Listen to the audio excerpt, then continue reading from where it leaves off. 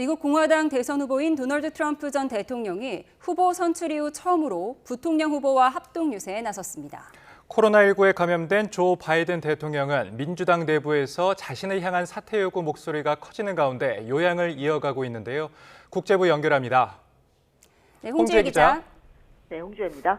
네, 트럼프 전 대통령이 지난 13일 피격 사건 이후에 유세에 나선 건 처음이죠. 네, 지난 13일 피격 사건 이후 처음으로 대중 유세에 복귀한 건데요. 위스콘신주 밀워키 전당대회에서 공화당 대선 후보로 공식 선출된 데 이어 여세를 몰아 미시간주 그랜드 래피즈로 향했습니다.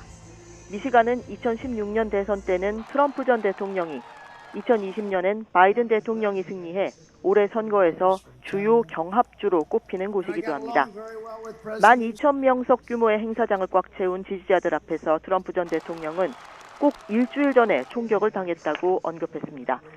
그러나 전능한 신의 은혜로 여기 설 수 있게 됐다며 아주 특별한 일이 일어난 거라고 설명했습니다. 트럼프 전 대통령의 러닝메이트, 즉 부통령 후보로 뽑힌 JD 벤스 연방 상원의원도 함께 유세에 나섰습니다. 벤스 의원은 유세에 앞서 소셜미디어에 글을 올려 조 바이든 대통령은 대선 후보가 아니라 대통령직을 내려놓아야 한다고 주장했습니다. 출마할 수 없다면 재임할 수도 없다고 날을 세웠습니다. 유세 연설에선 바이든 대통령의 사퇴를 가정한 듯 카멀라 해리스 부통령을 집중 공격하기도 했습니다. 민주당 후보인 조 바이든 현 대통령의 상황은 어떻습니까? 조 바이든 대통령은 지금 백악관을 떠나 델라웨어 사저에 머물고 있습니다. 코로나19에 감염돼 격리 치료를 받고 있습니다. 바이든 대통령의 주치의는 현지 시간 20일 대통령의 증상이 꾸준히 나아지곤 있지만 여전히 마른 기침을 하고 목소리도 쉰 상태라고 설명했습니다. 어쨌든 바이든 대통령이 일주일 가까이 선거운동 최전선에서 물러나 있는 가운데 민주당 내부에선 사퇴 압력이 높아지고 있습니다. 특히 버락 오바마 전 대통령과 낸시 펠로시 전 하원 의장, 척 슈머 상원 원내대표 등 당내 영향력이 높은 인사들이 속속 등을 돌리며 바이든 대통령은 점점 고립되는 분위기입니다.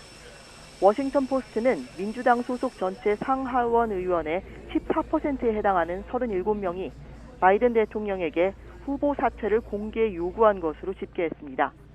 이런 움직임과 관련해 마이클 타일러 바이든 대선 캠프 대변인은 승인을 얻는 대로 자세한 내용을 공개하겠다며 즉답을 피했습니다.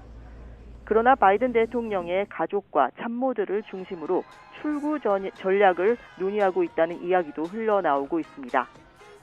이런 가운데 최근 AP와 시카고대 여론연구센터가 실시한 여론조사 결과를 보면 민주당 지지자 10명 중 6명은 해리스 부통령이 대선 후보로 적합하다고 응답한 것으로 나타났습니다. 지금까지 국제부에서 전해드렸습니다.